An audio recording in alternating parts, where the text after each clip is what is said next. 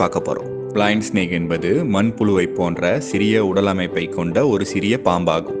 இதனை Brahminy blind snake என்று ஆங்கிலத்தில் அழைப்பர். இதற்கு பொருள் கண் தெரியாத பாம்பாகும்.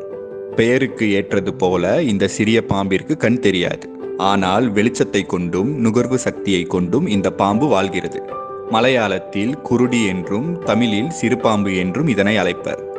இதுவரை கண்டுபிடிக்கப்பட்டதில் இந்த சிறுபாம்பு இனம் அனைத்தும் பெண் இனமாகவே இருக்கிறது. இதன் வழி ஒரே ஒரு பெண் பாம்பாக இருந்தாலும் இது தானாகவே இனப்பெருக்கம் செய்து கொள்ளும் என்பதை நம்மால் அறிய முடிகிறது.